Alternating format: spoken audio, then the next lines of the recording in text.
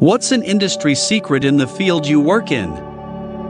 Story 1. I'm a server. No matter how much we insist it's okay that you are keeping the entire restaurant open after we've closed, please know we are 100% lying. We will get fired if we deviate from anything other than pure delight that you are keeping us from going home. We dread it. Please don't believe us. Story 2. Managed boarding and grooming kennels for 8 years. The secret is that the employees actually do love your pets too. Even the difficult ones, most of us realize they just miss their people. The number of times I've wept when a pet died, or spent way too many hours comforting a dog with separation anxiety, or spent hours off the clock with a boarder who needed to be rushed to a vet office, wouldn't trade it for the world. Some pets just suck though, not gonna lie. Story 3. There is way more butter than you think in almost every dish you eat at fancy restaurants, and that is usually the reason you won't see the amount of calories in each dish. Source: 5 years as a chef and Italian cuisine head chef, 8 years in an Italian kitchen. Edit: since it has been asked, if I could recommend one guidebook for you all to have in your kitchen, it would be Salt, Fat, Acid, Heat, Mastering the Elements of Good Cooking by Samin Nosrat. Yes, there are plethora of others, but this one is my personal favorite. Story 4. Former Bath & Body Works associate here. The scents they discontinue will come back with a different name and new marketing. They're just recycling the scents. I worked for the Biggest Mast, the company that owns Bath & Body Works and is a division of L Brand, contractor in Virginia, for 8 years. There are so many fragrances that are rebranded and recolored to a different flavor. Fragrance oil is absolutely 100% the most expensive part of any shower gel or foaming soaps we made. Odds are they have hundreds of thousands of pounds of these oils in warehouses all over the US, so they just rebrand it as something else. It's not like they are going to scrap it. Also, all this crap you see on the labels of shower gels and foaming soaps that say enriched with vitamin E or contains aloe vera extract is complete absolute nonsense. We made our batches in sizes of 40,000 pounds. In a 40 kLB batch, you had about 2 ounces of vitamin E you would add to the batch, and barely enough aloe extracts to even get it out of the cup to add it to the batch. They add the absolute bare minimum to have it on the label, as required by FDA. Foaming soaps are also about 65% water, so they make an absolute killing selling them. Story 5. Some therapists/counselors are on the wrong side of the couch, so to speak. If you feel your mental health provider is unhinged, they may very well be. A family member tried to break up with his long-term GF, who was a therapist. I was shocked at her absolutely unhinged behavior, which included but was not limited to her taking his childhood teddy bear, chopping it up with garden shears, and piling it up on his bed with the note, "This is what you are doing to my heart," stabbed into it with a steak knife. Story 6. Change your dirty furnace filters and clean your AC coils outside. These make up an easy 30% of my calls for no heat/cooling. Edit: more attention than I thought. So real quick, you have 2 coils, inside and outside. Your furnace filter keeps the inside one clean, so make sure that filter is clean. Outside coil kill power to the unit, remove the coil guard and top, usually 5/16 or 1/4 nut driver and like 20 screws. Don't use high pressure water simply on a shower setting and hold it a few inches away from the coil. Do from both ways. Button that beauty up and wait for it to dry before turning power back on. Your head pressures are gonna love you. Edit 2. Oh, don't forget to blow your condensate line more than your husband, prevents water flowing back into the unit from a block. Story 7. All I'm saying is there is a reason no one who works in the RV industry owns an RV. Edit: just some clarification. I work in Elkhart, Indiana, which is the RV capital of the world. As other people have, quality is crap on all the major companies. The big ones being Thor, Forest River, and Grand Design. These 3 companies own probably 90% of all RV companies, so check who owns what you are buying. There are some mom and pop shops that do put out good products, but those are pretty few and far between. Story 8. Former aircraft fueler. Don't check your pets in kennels, especially in summer or winter. They are submitted to some very harsh environments, left on belt loaders in the sweltering heat right next to a running APU that's loud enough to deafen human ears, let alone a dog's. It's terrible. I always feel so sorry for them. American Airlines will destroy your luggage. They get overloaded on carts, fall off on the way to the plane, and are left there to get run over by tankers and yes, fuelers, and rained on, then dragged to the edge of the ramp to sit all night while you arrive at your destination and wonder where your bags are. If your departure is delayed, 90% of the time it's us, the fueler. Look out the window to the right side if it's a small plane, left side if it's a really big plane.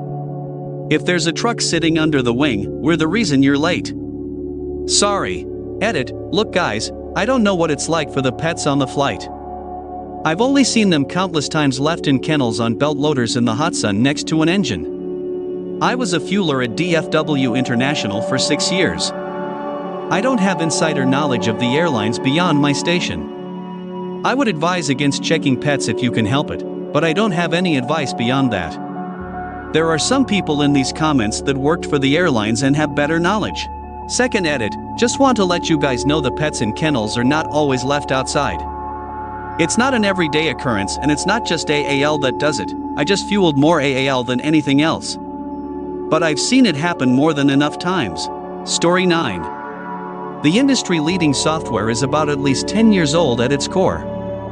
We had an engineer essentially beg, borrow and steal his own work hours to rewrite an entire facet of our software to be independent of the 8-year-old core we'd outgrown 5 years ago. And as soon as he did, and wrote a nice utility for testing that was now possible, which means we didn't have to spin up so many services in local environments, we got a ton of work in that area of the software.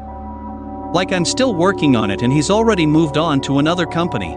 The debt he erased and the tool he created, it's like we're 60% better and faster at everything, plus the morale factor. We would have drowned without that work. We miss you, MT. Story 10. Worked at a department store photography studio owned by a major photography company that you can imagine probably took your school yearbook photos. The company also was partnered with a popular online photo order website. Notice how quickly we write down a price, strike it out, and write a new price as the deal? Yeah, that's pretty much just the price that everyone gets. We aren't doing the math that fast, we have it memorized because almost everyone that comes in has that 40% off coupon. Don't come in without a coupon, there is always a coupon on the website. If you end up paying for sitting fees, it's because you just didn't go on our website. Honestly, don't buy our photos. If you just do the session and say that you'll buy them online later, on said partnered photo order site, it'll be cheaper than if you buy them in store that day. Yes, even when we say oh but you won't get this deal online. If you do buy in studio that day, just buy the digital CD of your photos. You get to keep all of them instead of having to pick your favorite 3 to 4 pictures. Oh, and again, it is way cheaper to take that CD to a photo kiosk and have them printed yourself. Please don't spend $400 on a couple photos that you can't legally copy when you could have gotten an $80 CD of all the photos and have the copyright to them. Story 11. Not an industry I work in per se, but I used to be in a sales role. One of my customers was a milk bottling plant. I was somewhat surprised that they were putting the exact same milk in both organic and non-organic cartons. Turns out all of their milk is organic, but in order to not miss out on the sales of non-organic milk, they just bottle them differently and sell them at different prices. Here's one that may be startling and interesting. MSRP on a car leaves very little profit for dealerships. Regulations have gotten much more strict on them over time. They counteract by hiding the numbers in payments instead of total value, by adding a second addendum sticker to their cars, which is pure markup, by fluffing the registration fees. But mostly, they make money by holding a point or two. When you go to buy a car, you get a loan. Whatever bank the dealership ends up working with will set an interest rate on the loan. If the customer is savvy, they will ask what interest rate is being used for the loan and do the math themselves. If a customer is really savvy, they will have gotten the loan approved themselves with their own bank beforehand. If the customer is very savvy, they will ask how many points are being held on the interest rate. Most banks we work with let us hold a point of interest for ourselves. So if the rate the bank set was 5%, we can tell the customer the rate is 6%. Some banks let us hold 2 points. Other dealerships may get to hold more if they are larger with better relationships with different banks. I'm still new. Story 12. Construction boy here. If your windows or sliding doors are tough to open and close, 9 times out of 10, we put your own dish soap on tracks and the thing works perfectly. It takes 5 minutes and we charge 150. Dish soap people, it's better than WD-40. Sometimes literally not 5 minutes ago I was closing the slider in my bedroom thinking, it's time I finally look up solutions to make this thing glide easier. So I hopped on the internet, naturally got distracted by Reddit first, and now here we are. So serendipitous. Story 13. Amusement park ride operator here. If your kid is crying and you want us to stop the ride, even if we want to, it's not gonna stop immediately. The carousel will spin a few more circles or the ship will swing a few more times before stopping. The only exceptions is the emergency stop, which will absolutely screw up the ride for a while if we press it. Hence we only use it in actual life-threatening situations. The best thing you can do is try to get your kid to calm down as the ride comes to a stop, and no, yelling stop the ride at us does not make it stop any faster. Story 14. Audio engineer here. A few seemingly obvious things to point out. 9 out of 10 times with a studio you get what you pay for. You have to pay for years of experience, acclaimed expertise, plus hundreds of thousands of dollars in equipment and software tools, not to mention the hundreds of thousands of dollars that went into the acoustic engineering of the physical recording space alone.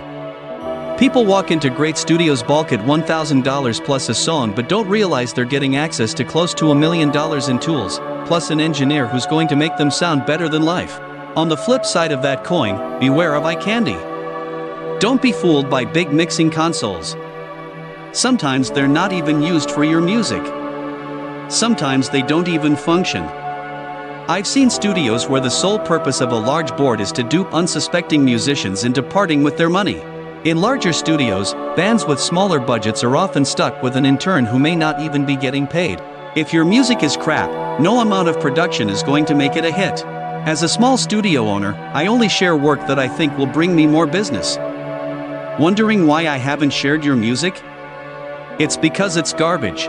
Billie Eilish recorded on budget equipment at home with her brother. Those recordings were then worked on by some of the best engineers in the world to make it sound like it wasn't. Be wary of a record label. They may offer to front the costs of your recording and touring, but you have no creative control over your sound, where you record, your tour schedule, and usually the label will own your music. Oh, and you have to pay all of that money back to the label. Be cautious of studios that claim so-and-so recorded here. There's a studio in Iowa that claims Slipknot recorded here. And while it's true, Slipknot did record in that building, it was a different owner, different engineers, and some different equipment. You're not going to sound like Slipknot by recording there, sorry. Story 15. In Microsoft Office, Word specifically, you can upload recorded interviews and it will transcribe it and ever have speaker 1 and speaker 2, 3, and 4. Basically, eliminating a huge annoying part of the job. This blew up. Everyone who gave awards and stuff, you're animals. I love you all. Okay, adding this edit. Ha ha. You do need to be subscribed to Office. Then when in Word, there is a dictate button. If you click it, dictate and transcribe should pop up. Click transcribe. Yes, it's not perfect, but for a reporter who is transcribing all day long and is definitely the most annoying thing ever that I dread doing on a daily basis, it's changed my life. Story 16. Healthcare. Homemaker. If your grandparent or parent gets in home care, please know that your family member could live in a cockroach-infested house and not have to move if they didn't want to. It's not up to the company to give your loved ones environmentally safe places to live, it's up to the family. They can certainly try to persuade, but they can't force. Why do I know this? Because I've been to the cockroach-infested house where an 80-year-old woman lives. I have a mentally ill client that put bleach in his dog's water to help with its breath. I have a client who never cleans his cat box. I have a client who has a caved-in ceiling. I've called it in, but there is no help from the company. All they say is, there's nothing we can do. It's up to the family members. It's a sad thing because there are so many family members and friends who really don't give a crap how some people are living. Sure, they'll visit. But do they clean the litter box? Do they make sure there are no cockroaches? Do they make sure the house is stable and not falling apart? Nope. They say they care and that they love the person, but they don't care enough to make sure they live in a healthy environment. It really worries me, because if I imagine my own mother having such a deteriorated mind and there were no other family members to help her, she could live in a run-down, cockroach-infested house if she was stubborn enough. It frustrates me, because whereas the client does have rights, should they really have the right to live somewhere where their health could be at risk? Where their caregivers could be at risk as well? Edit. I've never been actually told by my company that I'm obligated to report to Adult Protective Services. They only told me to call them and we'll work it out. They never informed me of ever taking it a step further on my own terms. I've never been given phone numbers for APS or animal abuse numbers. I'm only 20 years old and I'm barely a year into this job, so everything is new and I'm still learning about how this whole healthcare system works. I'd also like to add that I understand that there are different perspectives. I am well aware that many elderly/mentally ill are severely stubborn and won't let you help. I know, because I care for these types of people and hear about them often. I am not disregarding your struggles, I simply wrote this post when I was overwhelmed and stressed from work. I've met many families who care for their families and bless you all who do. We need more of you in the world. Story 17. I was a home care manager. APS is next to useless. I had to call them because my agency had a client living without heat, eating expired frozen dinners, wearing ratty clothes, while his piece of crap daughter-in-law bled him for private school tuition for her 3 kids. The caregiver called me near tears because this poor old man wouldn't even refill his meds, lest the children go without school money.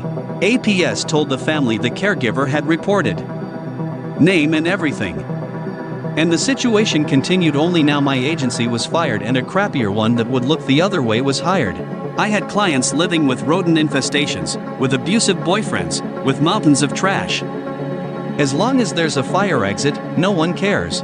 If you want to know who the most marginalized, mistreated group of people in society is, it's developmentally disabled adults with no family to advocate for them.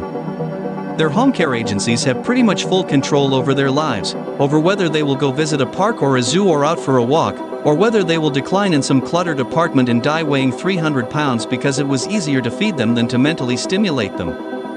It's bleak. People place a lot of faith in CPS and APS. The reality is, they don't have the resources or motivation to handle 90% of complaints. Edit. Thanks for the gold, kind stranger. A lot of people want to know how to help the elderly. I posted another comment in this thread with info on that. For current home care workers, please stay strong and keep your boundaries. Protect your mental health. Don't get over-involved to where you develop secondary PTSD. Focus on immediate needs within your control. Adult kids, it's okay to not like your parents and cut contact. If you can manage their finances, it's a massive safety net. People do prey on the elderly, including home care agencies. Be ready to ask a lot of questions to protect your parents' money. Young people, save for retirement now. Make lifelong friends now. Build a support system for yourself. Don't burn bridges. Ending up vulnerable and alone with half your marbles rolling around in your head is a real thing. Exercise and eat right. Do your Duolingo to preserve brain plasticity. Get your will written out and notarized and update it regularly. If there are people in your life who fight and argue, make sure your will clearly defines their responsibilities in your care, so they don't drag each other to court over your sofa or something. Story 18. Federal HR here. If you put the words from the vacancy announcement about what you need to qualify in your resume, you'll almost always be qualified. We search for those words instead of reading an entire resume. Edit. Let me clarify that we, or at least I do and those I train, will continue to scan the resume for similar experience/words and not discount the entire resume immediately. After over 10 years of working for HR, you learn what you're looking for and how to do it. Some are easier than others. I know some HR folks who totally just say non-qual if it's not exact. Story 19. Library worker here. The majority of donations we receive do not end up in circulation, on our shelves. No matter how much you demand, we put them there once they're donated. The reason why this is because we only add items to the collection that we think will circulate, be checked out. Most libraries get funding based on statistics. We don't want to waste shelf space on items that people aren't checking out, as it won't improve our stats. So, unless the donated items are brand new, or by popular authors, we will not add them to the collection. We will also weed unpopular items from our collection with extreme prejudice for this reason, much to our patrons' horror. These books usually end up being sold at book sales to help generate funding for other library programs. Story 20. I'm a dentist. Here's the lowdown on toothpaste. As long as it has fluoride, they are all basically the same. When I was in dental school, the Colgate lady came by and said that everything that says Colgate Total on it is all exactly the same. The only difference is the packaging. So whether it says whitening, or gum protection, or whatever else, it is all exactly the same. The exception is Sensitivity toothpaste typically does have an extra active ingredient, KNO3, which helps with sensitivity. Don't ever feel obligated to buy the expensive toothpaste because you think it will be better for your teeth. Just buy whatever you like best. Story 21. Auto insurance agent. Please, for the love of God, don't tell auto insurance agents more than you have to. They ask you a question, just say yes or no and answer the question as straight as you can. If you go on and on about your life story, you will probably end up saying something you don't have to and making your rate higher, or getting yourself declined. We want to get you that policy as cheap as possible. Only tell us what we need to know and don't say anything else. Edit. For some reason I have people in the comments accusing me of enabling fraud now? Fraud sucks and is dumb. Don't lie with your answers. I will reiterate to be upfront and honest when answering the questions they ask you. Just don't go off on tangents and say unrelated crap. Story 22. A lot of librarians will waive your fines if you have an excuse and you don't ask too frequently, even large fines. Also, librarians don't care about your fines and aren't judging you. Please come back. We personally have more fines than you. Librarians are always overdue with their books. I wrote this before going to bed and it exploded overnight. Thank you, kind strangers, for the awards. I'm touched. All your fines are waived for life. Also, small grammar edit BC, I was nodding off when I wrote this originally. Story 23. I work at a university. I'm not an academic advisor in any department, but I provide services to them and help them graduate when it's unclear whether students met all the requirements or not. And the industry secret is that most of you really don't know what you want to do when you start college. The half that say they do are mainly programmed by their parents, go into IT, make large dollars. But they have no real idea of what they'd really like. So don't feel weird or a failure if you change majors. It means that you actually looked around and found something you like better. Stats show that students who change majors do better, edit, on the average, in school than the ones who stick with the major they came in on. This shouldn't actually be a secret, but students don't seem to know it. Story 24. Software developer. A lot of big companies are barely keeping up with technology. Innovation for them is like saying, let's upgrade our core systems from Windows XP to Vista in 2020. As a consultant, I simply don't trust big companies anymore with my identity or money. The state that their on-premise hardware and software are in is an apocalypse waiting to happen. There might be a few teams that do actually use the latest, stable, tech, but they usually integrate on top of the other crap and get bottlenecked. More often than not, the solution would be to try to get the very last bit, pun intended, out of a system rather than to migrate it. I think in most cases it will be 5 to 10 years at a minimum by the time we've reached the bottom of that barrel and actually start addressing the problems. Story 25. I'm a massage therapist and the biggest secret is stretching. If you stretch properly, you will get rid of effectively 90% of the problems, but no one is taught how to stretch properly. The best stretches are actually the stretches you learn in middle school. Hold still, count to 10, take deep breaths, move on. I'm not going to lie, this post has blown up a lot more than I expected, and I'm just going to give a guess a little more information.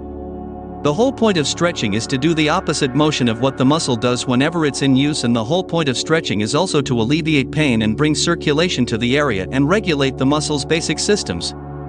So here's the basic rule: if you hurt somewhere, do not stretch that place, find the opposite muscle in the opposite movement and stretch that one. The way the body works is kind of like a giant game of tug-of-war. Muscle actually controls the movement of bone and helps with your posture. No one has perfect posture though. So stretching makes sure that nobody wins the tug-of-war and that your bones remain in place as close to perfect posture as possible, which means that your bones and ligaments don't take any damage from gravity or any other force that affects your body during your daily life. I will not lie, however, if you do have injuries, like if you broken or torn or dislocated or separated something, that pain will never go away, it will dissipate and it will get to a lower level in which your body will be able to tolerate on a daily basis, but it will never go away. The body can never correct something that's been broken. This should help you be able to search your own stretches online, but apparently I need to make a YouTube channel. Just thinking opposites. If your back hurts, look for stretches for your front, like in your chest, in your core. If the front of your legs hurts, you need to stretch the back of your legs. If the front of your arms hurt, stretch the back of your arms. Just do the complete opposite of wherever you hurt and start stretching that area, and you should notice pretty quickly that it's tighter when you stretch the side that does not hurt than versus when you stretch the side that does. If I make a YouTube channel, I'll make the post here somewhere in the comments so people can find it. Good luck. Story 26. I'm a veterinary nurse, and that viral post about your pet looking for you if you don't stay in the room when having them put to sleep is simply not true. It really annoys me, as I can imagine that post has caused a lot of people to feel unnecessary guilt. No one at the clinic will judge you if you don't want to stay. Losing a pet is hard, and how you choose to say goodbye is personal. Our job is to support both you and your pet in this situation, regardless of what you choose. If you feel you can't, then that's fine. We cuddle and talk to them as if they were one of our own. Story 27. I work as an accessibility consultant. There's a misconception that building accessibility is a cost without a return. If I build a ramp, it'll cost money. If I make an automatic door, it'll cost money. But studies in real-life situations have shown that the return is much greater than the cost. If you make your office more accessible, you are able to hire people with disabilities who actually have lower absentee and turnover rates, saving you money in training and lost time. If your business is accessible, the person is more likely to not only return, but also tell others about your store being accessible. And if you, a customer, or an employee happen to suffer a disabling condition, that person can return to your business afterwards. It's a secret that's not really a secret, but people seem to act like it is. Almost every client I've had who has implemented accessibility improvements end up loving it afterwards, and attract entirely new customers too, such as seniors. Story 28. I work in the blood industry, for medical/research/manufacturing use.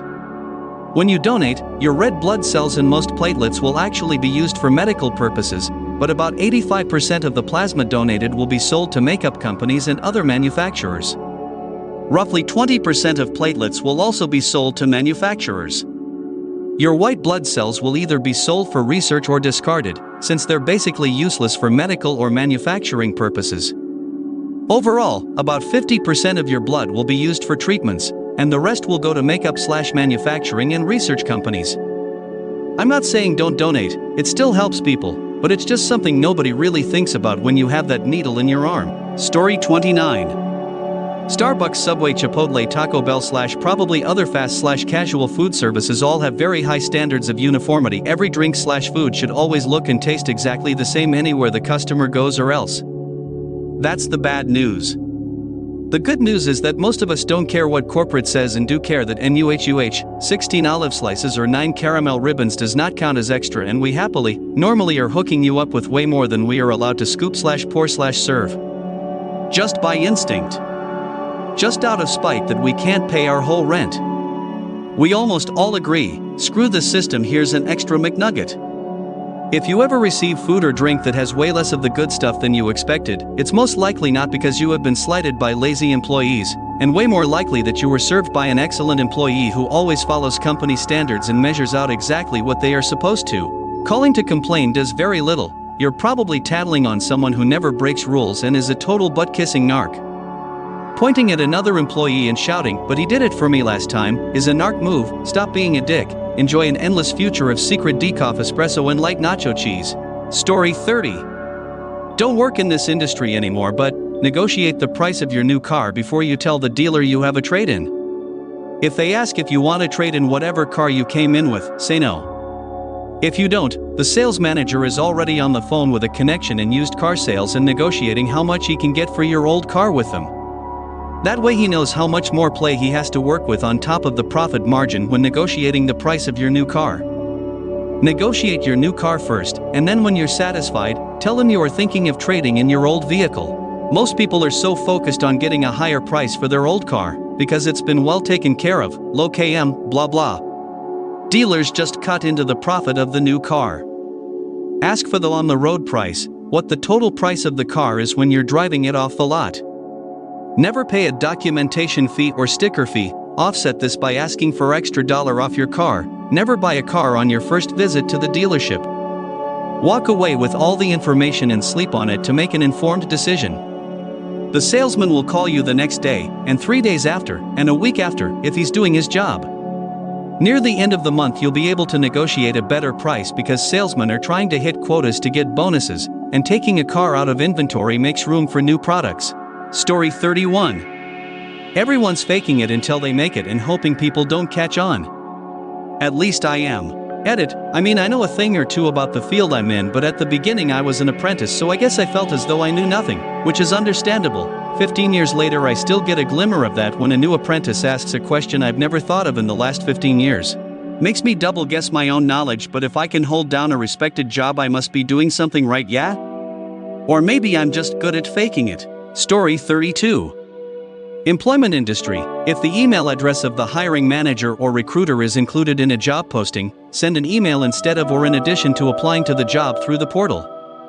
So many resumes get filtered because of portal-based applicant tracking systems' automated sorting methods, so if you have the right experience but are missing a keyword or two, many of which are dictated by folks from HR who have zero expertise in your field, your resume might not ever make it in front of a human. Please just email me. Story 33. I worked in jewelry retail for the past 5 years. 90% of what retail corporate/upper management says is not practical to use in the field. Most of the time, we would tell corporate what they wanted to hear and then just do what actually worked. You can't make sales if no one comes into the store, but you're not allowed to use that as an excuse. Everything in the retail world is coded. So if the reason sales are down is traffic, you have to tell corporate something like, our area of opportunity is driving business by increasing customer outreach. It's nonsense. Customer outreach usually would turn into 1 or 2 more people coming in to get their rings cleaned per week. Hours and hours of call logs for no benefit, annoying customers, and sometimes even driving away business. Sometimes we'd be told to say a specific, extremely stiff line at a certain point in the sale. It sounded okay on paper or during corporate roleplays, but I never once saw anyone pull these off a real sales scenario. Sales are all about tailoring the experience to the customer in front of you. Using scripts will only get you so far.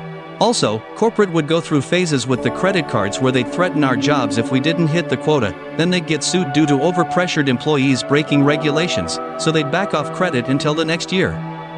It was an endless cycle, and honestly, the credit pitch in the field was the same the whole time. I guess the retail industry secret is that the field employees usually have deep disdain for corporations. Story 34. Hotel front desk agents often have carte blanche access to change rates, room types, etc. as long as you book directly. Oftentimes we just upgrade guests that we like. If the hotel isn't sold out, this can get you a lot of free upgrades. Tip your front desk agent after check-in, act like it's just because $5 is enough.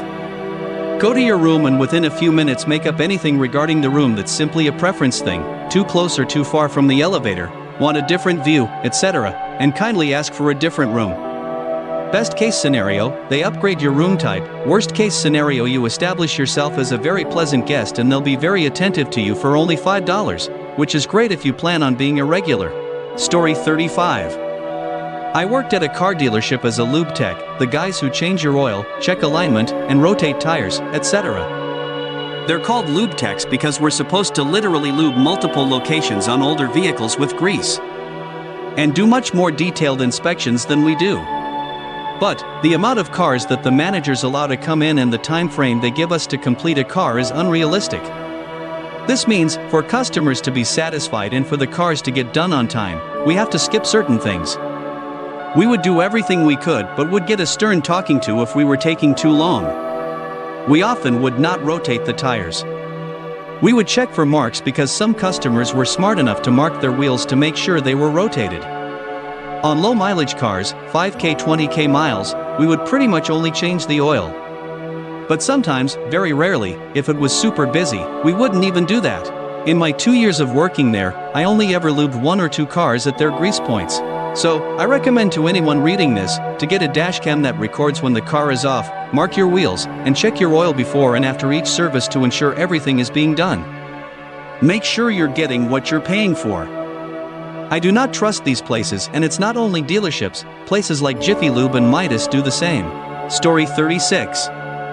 The government really doesn't want to get involved with how banks do things. I've seen more failed audits and morally repugnant banking employees than I can count. These kinds of things happen for decades before the government even starts thinking about doing something. Bottom line, the feds just flat out don't want to get involved. The only time they will is if the economy is heading towards a permanent crash with irreparable damage. That's why there are so many new regulations in banking now, to try and prevent another 2008 crisis, and even those regulations don't really go far enough. Even now there are multiple issues within the industry that can, and probably will, cause major damage to the country at some point. But even though people can see it, nothing will ever be done until it's too late. Story 37. Not secret but good advice. At a busy bar in the US. Pay cash or leave a tab. Bartenders hate having to run cards every time you order. Once you get up to the bar, stay there. Don't try to move around trying to get close to the bartender. Each bartender will have a section of the bar and will move down this section to the end, then go back to the beginning. Kinda like eating corn on the cob, so stay in one spot. Don't yell or wave money in the bartenders' faces. This is incredibly annoying, especially when the bartender is clearly in the middle of making an order. Instead, try to make eye contact and smile. Order the same thing every time and you'll quickly see faster service. Especially if you drink beers and shots, since they are quick to serve. Be ready to order when you approach the bar. If you're not, don't be surprised if you are skipped entirely. This means know what you and everyone you're ordering for wants and face the bar. Long story short, realize that in a busy bar, the bartender could not serve you the entire night and the sales wouldn't even take a dip, and since you'd likely not tip well cause the wait, neither would their tips. So be nice, have fun, and a nice tip doesn't hurt. P.S. I promise you, when you ask for a stronger drink, you are definitely not getting more booze, just less mixer. Cheers. Story 36. Applying for a mortgage 101 from an underwriter. If you're applying for a mortgage, especially through a broker who should be coaching you on this, make sure they're smart. Do not give more documentation than you need. So many loans I tried underwriting but had to inevitably deny them because they disclosed new debts to be transparent. I thank you for the honesty, but now you're making me make you hate me. Typically, once it's seen, it can't be unseen. Also, do not for whatever reason pay off a car lease. A car loan is different. We can exclude that as an obligation in your debt-to-income ratio. We cannot, however, exclude auto leases because the very nature of them is for you to enter a new lease. So many times borrowers will try to jump the gun and pay off a bunch of monthly obligations, and will pay off a 6000 plus auto lease only to realize we can't exclude it, and now you just paid it off months in advance for no benefit. Another thing, if you are applying for a home loan and will be also taking out a credit card from a furniture, appliance, or tool store, IKEA, Home Depot, etc. Do it after you have your hard credit report pulled. Once a credit line is open, its monthly payment has to be factored into your DTI. However, if it's not on the credit report, and say shows up on your asset statements, in certain cases underwriters can have it disregarded as not important new debt, unlike an auto loan or something. So long as it can't be proven to be a fixed loan of some kind, it can generally be left off your DTI because it's not risky enough. One more thing, don't shift money around in the last 2 months before applying for a loan. Keep it in one account for 2 months before applying and don't touch it, or at least don't make deposits into the account that are over 50% of your monthly income. Fannie needs 2 months bank history, and Freddie needs 1, but loans can flip between the two.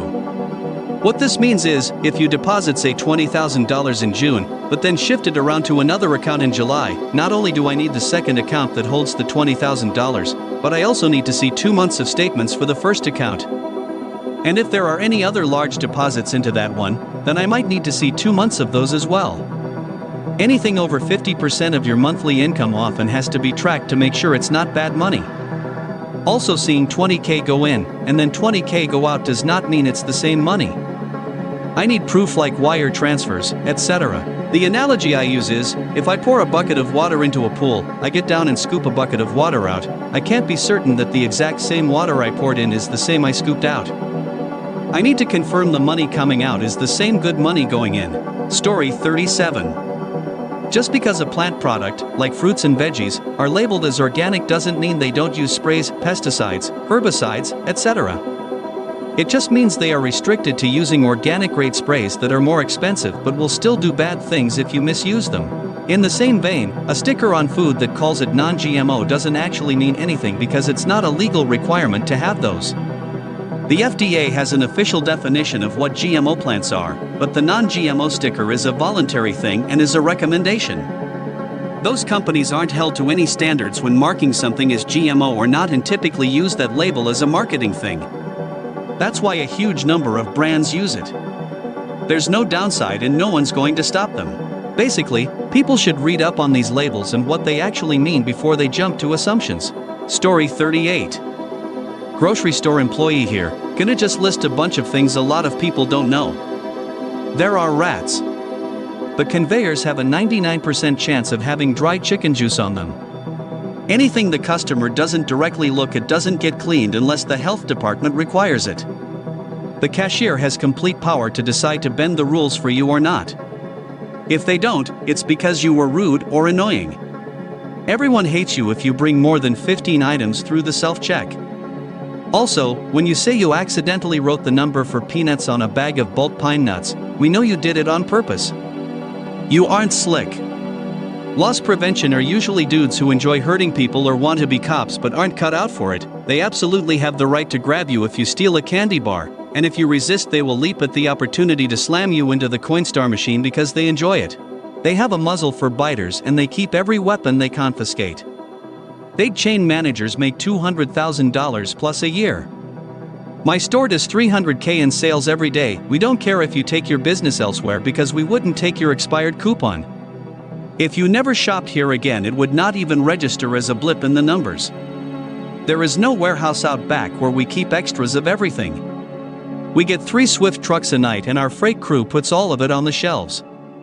If you're a WIC recipient and you are rude, we can contact the WIC office and potentially get your benefits revoked. Also, if you hide things you don't want in a shelf somewhere that it doesn't belong, instead of giving it to an employee or, God forbid, putting it back yourself, we will all gather in a graveyard that night and perform a ritual to give your entire family a terrible pox. It hasn't worked yet, but you should know we're getting better. Story 39. No clinician likes to ask the client for additional sessions, but we kinda have to. Insurance companies tell us how many sessions a client can have under their coverage, which essentially means that the insurance companies tell us how many 45-minute sessions it will take to help someone whose brother died in their arms from an overdose. Fun fact, the person telling the clinician, usually with a master's degree in the field or higher, is a 23-year-old with a bachelor's in business who doesn't give a crap about me and even less about you. The number they allow is usually way too short, and although any good clinician fights to get maybe 4 or 5 more sessions, we usually get told to go away.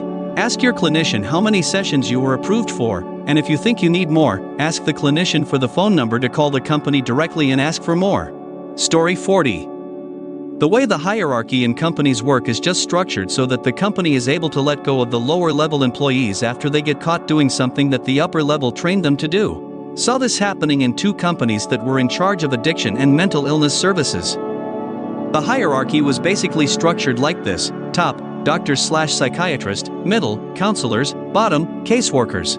Supervisors would train caseworkers to do fraud without telling them that it was fraud, which will lead to companies making tons of money from insurances. Once the insurances would do an audit and find the fraud, the company will detach themselves from the employees, stating that they did not train them like that and fire them on the spot.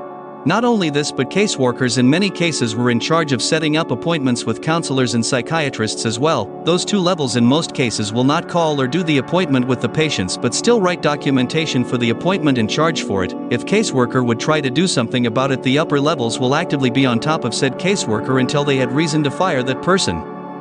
Doctors and counselors will often shield themselves by stating that they did have the appointment but that most likely the patient does not remember due to his/her symptoms. Story 41. Order phones online. In-store salesmen will scam the crap out of you and laugh. I did it for nearly 2 years until I started to whistle blow and told every customer that came in what to look out for. Then a customer came in and specifically waited for me to be free to complain. My manager was free and I was with a customer and she decided to wait.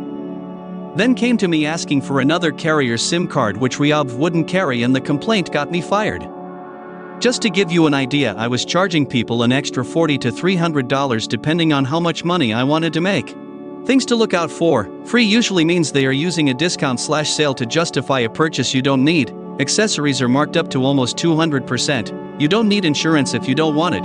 You don't have to pay $20 to $50 to get your phone set up. Activation fees are typically 50% cheaper ordering online. If you've been a customer for at least a few years, you can call customer service and tell them you want new phones but don't want to pay for the activation fee, and they'll probably waive it. If you need support, quickly call customer service and ask for sales. The most important thing to know is we are not tech support. Everything I know about fixing phones is from Googling the issues and seeing what works. There is no cell phone repair school that I attended before being hired. When I started, I didn't even have a manager and had to figure things out on my own with another new hire. You only have to pay taxes on a phone. Google price of phone and multiply it by your state sales tax, and that is all you have to pay. $1 more and they're taking advantage somehow. Thanks for coming to my TED Talk. Story 42. I write and sell erotica and romance novels online.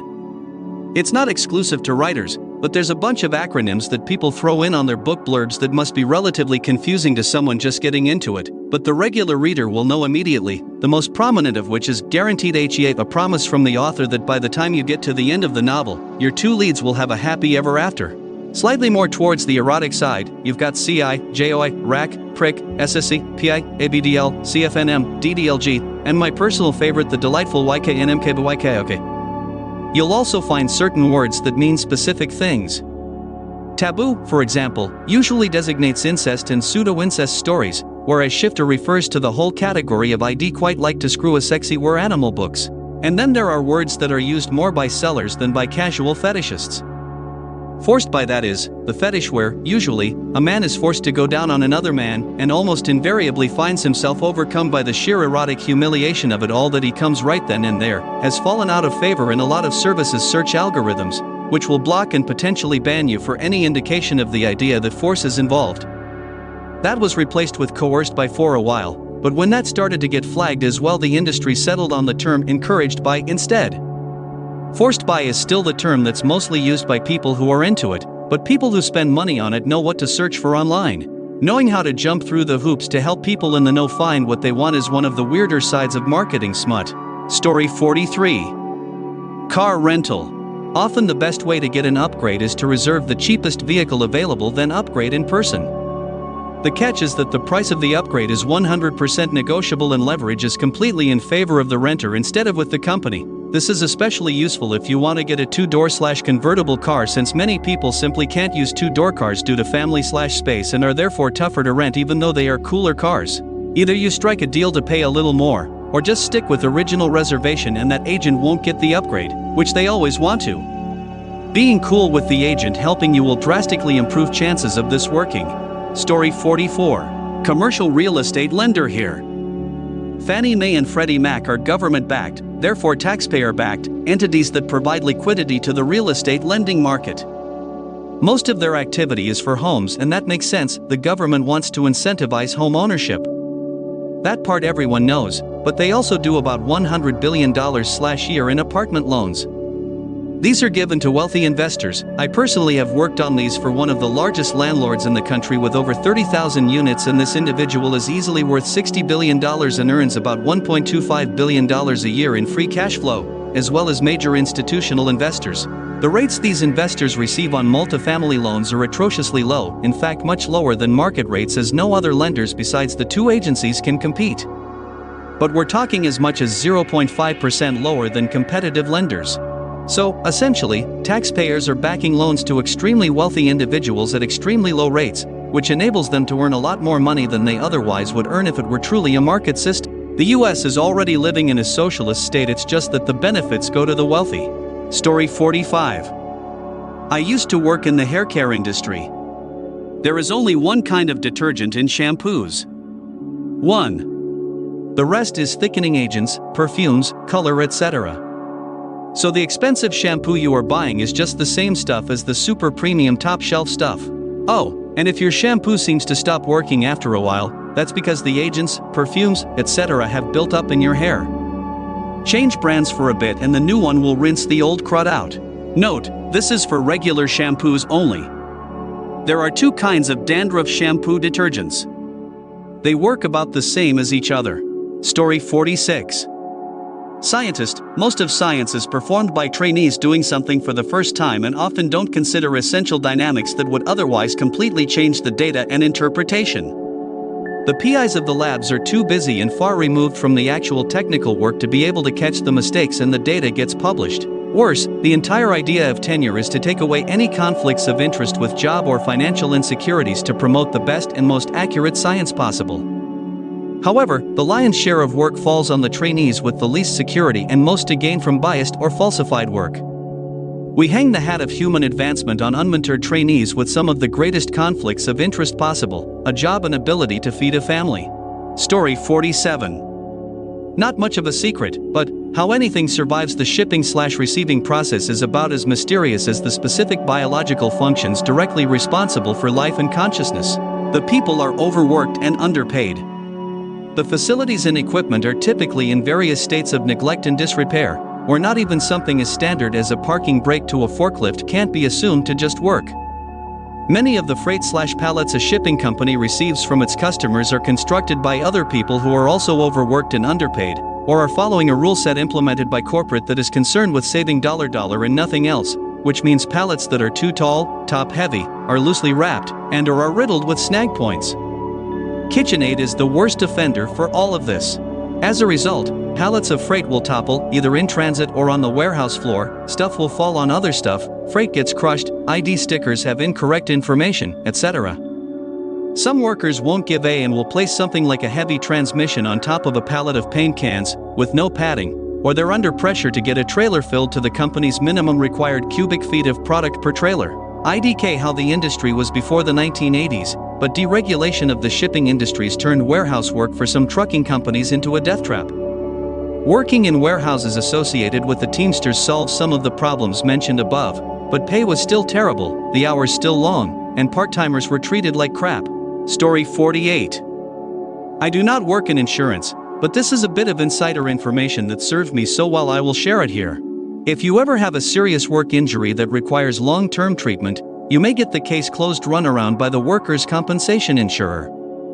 This is when they arbitrarily tell you that your case has been closed, and that to reopen it, you will need to file for a hearing with your state's Department of Labor. This usually takes around 6 months, during which they will do nothing, will not pay for treatment, will not answer your calls, etc. And when that hearing comes around, they won't even show up.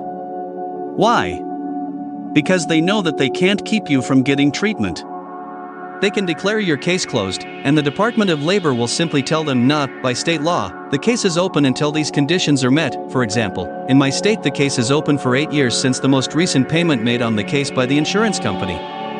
They do this just to give you a hoop to jump through, a roadblock, basically trying to make you give up. I had a friend who worked in insurance, and here's the advice he gave me. When they do that, go ahead and file for that hearing with the Department of Labor, but at the same time file a complaint with your state's Department of Insurance. A DOI complaint requires a prompt response or else is met with a hefty fine, so doing this will light a fire under some asses in a hurry. When I did this, instead of waiting 6 months for that hearing, I got a letter back from the insurance company 6 days after filing the complaint, basically saying we're so sorry for the mix-up, your case is open, your treatment is approved, you're receiving supplemental partial disability compensation, and here's the office and cell phone numbers for the lead adjuster in this branch if there are any further problems. Story 49. Food that says all natural or free of whatever some YouTube personality decided to demonize this week is nonsense. Let's say there's a chemical you like to put in bread because it makes it rise more consistently. It's safe as far as we know but has a scary name and someone decides to make a big deal about it. Well, you've got to get it off the label.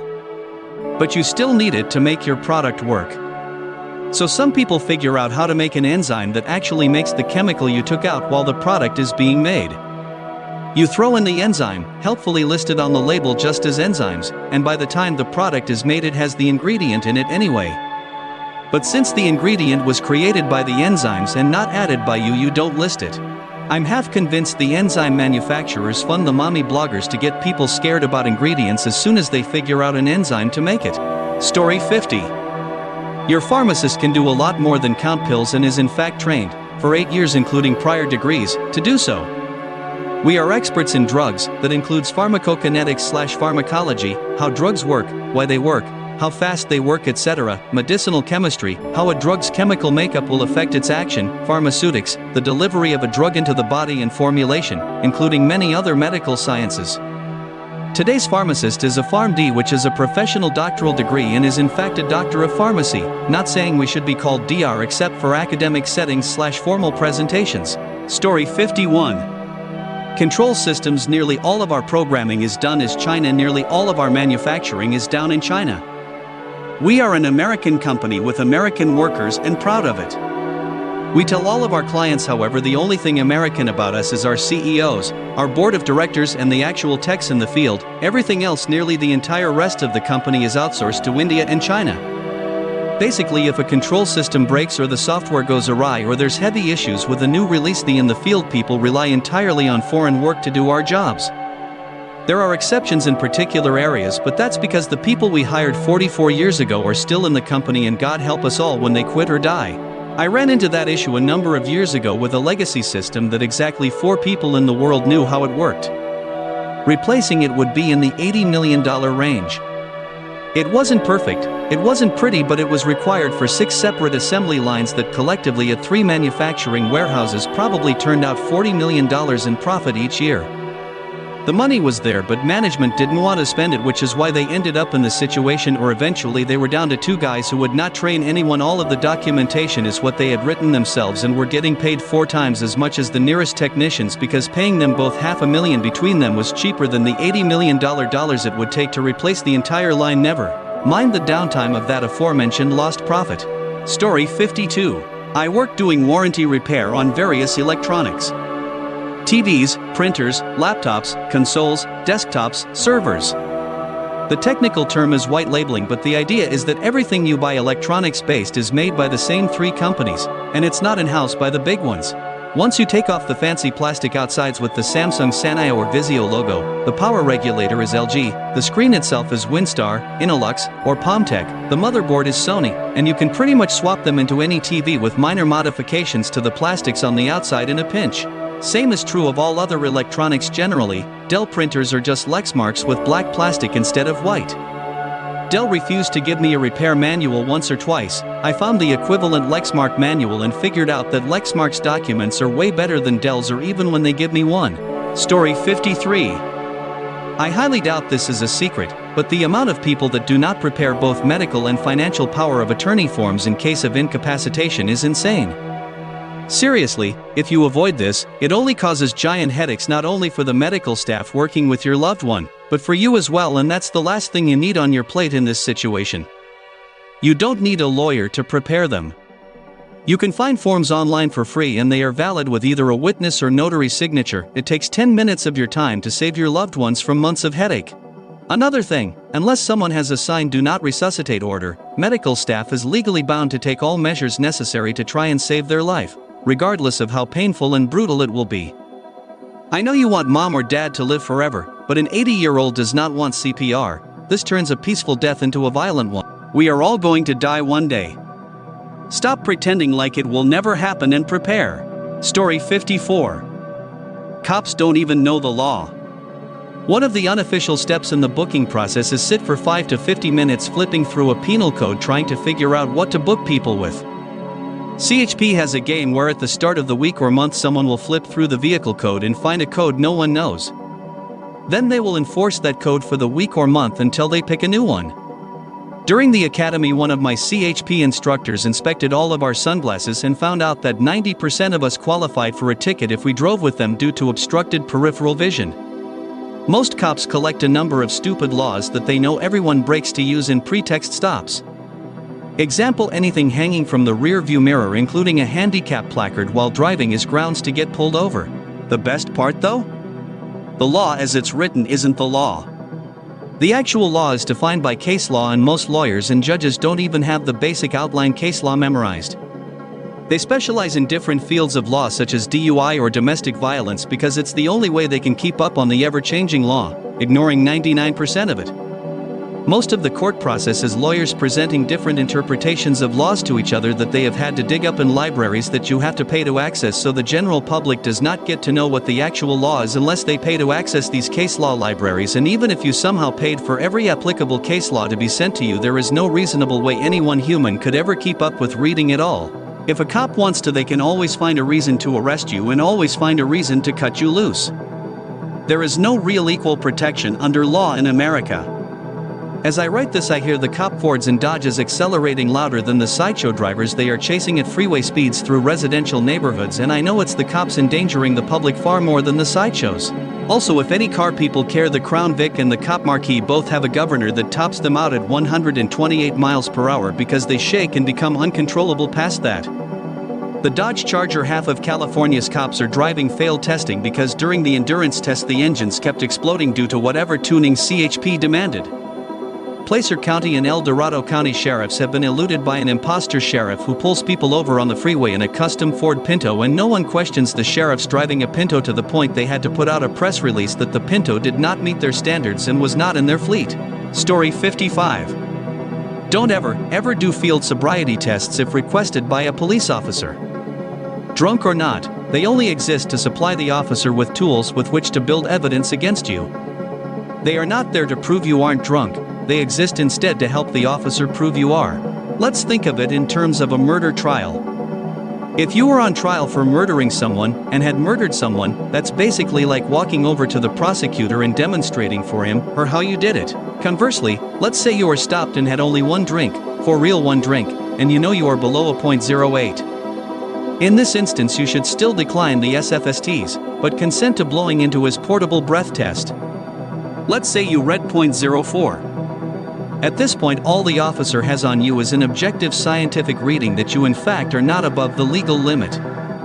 In doing so, you have removed any and all reasonable suspicion he had to detain you, and you should be released on scene shortly. Alright folks, that's a wrap. If you like this, please hit the thumbs up and subscribe to the channel. You can also share your thoughts in the comment below.